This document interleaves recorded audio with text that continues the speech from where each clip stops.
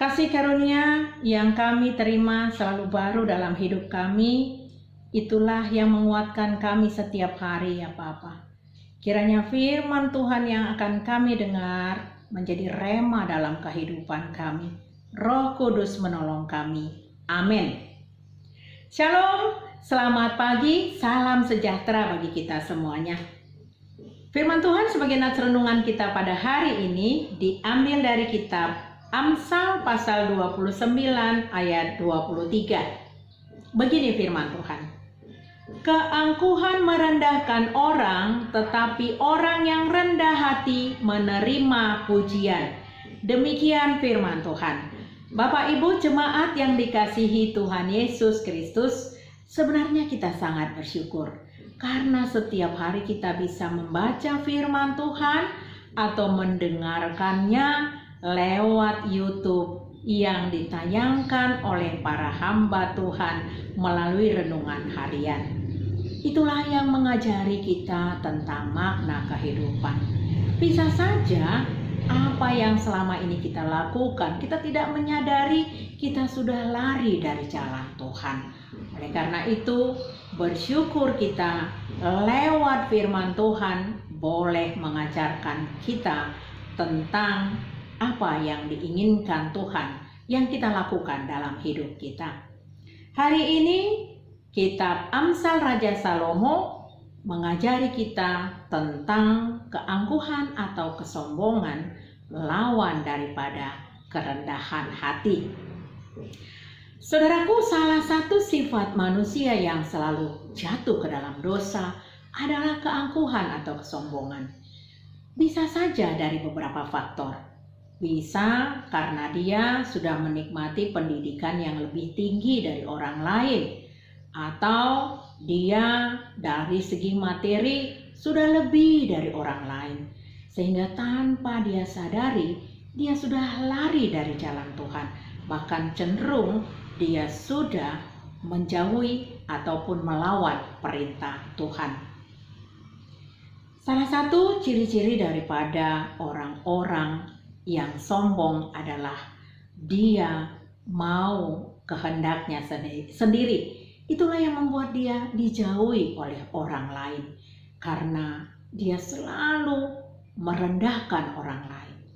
Dia tidak mau mendengarkan nasihat, juga merasa dirinya paling hebat, sehingga tanpa sadar sudah menyakiti banyak orang. Demikian juga dia tidak mau mendengar masukan dari orang-orang lain.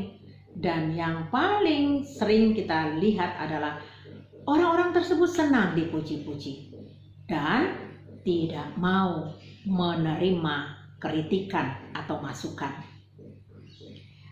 Saudaraku, dikatakan di Yesaya pasal 2 ayat 11, manusia yang sombong akan direndahkan dan orang yang angkuh akan ditundukkan. Dan hanya Tuhan sajalah yang maha tinggi pada hari itu.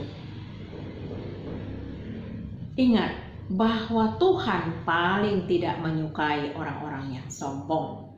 Kita bisa belajar dari para tokoh di Alkitab yang melakukan banyak hal yang justru sudah mengarah kepada kesombongan.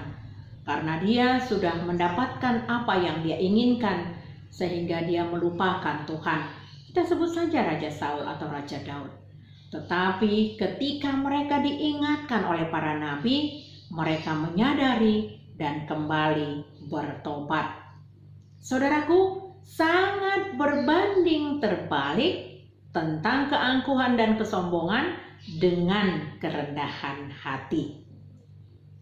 Kerendahan hati adalah salah satu sifat daripada Tuhan Yesus.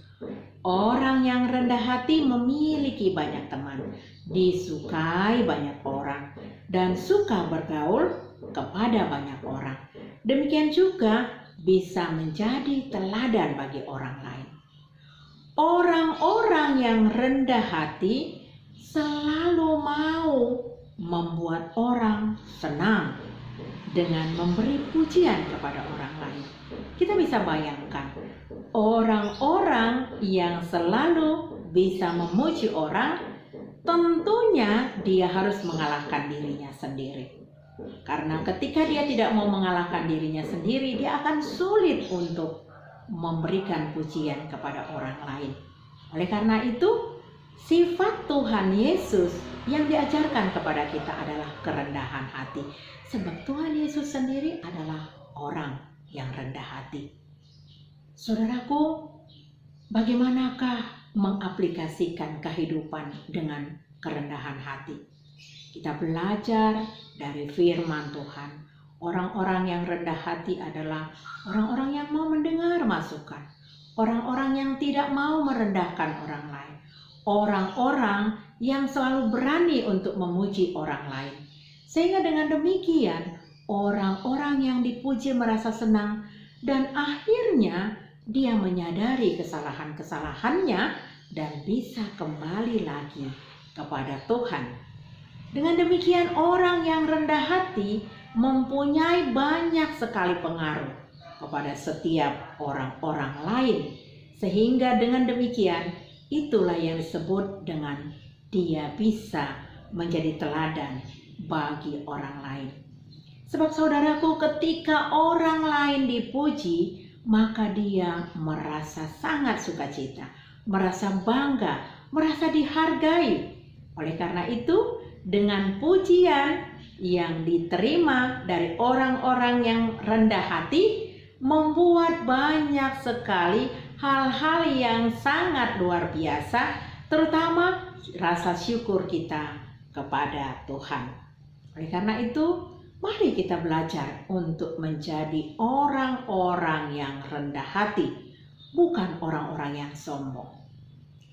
Pemazmur berkata, ia membimbing orang-orang yang rendah hati menurut hukum, dan ia mengajarkan jalannya kepada orang-orang yang rendah hati. Mazmur 25 ayat 9. Saudaraku, tentu saja kerendahan hati itu tidak datang begitu saja. Maka untuk itu kita meminta kepada Tuhan. Dengan berdoa, kita minta pimpinan karunia dari Tuhan untuk membuang egonya kita pribadi, dan kita mengalami betapa banyaknya kasih karunia yang dari Tuhan itu masuk ke dalam hati kita, sehingga kita boleh menjadi orang-orang yang rendah hati. Oleh karena itu, saudaraku, mari kita koreksi diri kita masing-masing. Kita mau Tuhan pilih untuk menjadi seperti yang Tuhan inginkan. Bertumbuhlah dan menghasilkan karakter seperti Tuhan Yesus Kristus di dalam hidup kita. Amin. Kita berdoa. Kami bersyukur ya Bapa, karena kami diajarkan tentang hidup, bahwa kehidupan dengan kerendahan hati yang sesuai dengan karakter Tuhanlah yang Tuhan inginkan di dalam kehidupan orang percaya.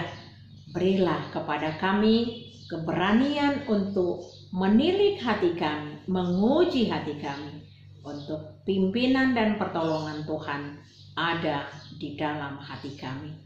Kiranya Tuhan memberkati setiap kami, setiap jemaat-Mu, untuk boleh Tuhan membawakan hati menjadi orang-orang yang seperti Tuhan inginkan, yaitu menjadi orang yang rendah hati.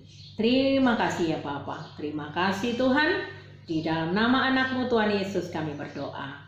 Kasih karunia dari Tuhan Yesus Kristus, kasih dari Allah Bapa dan persekutuan dari Roh Kudus memberkati kita hari ini sampai selama-lamanya. Amin. Selamat beraktivitas, salam sehat, Tuhan Yesus memberkati.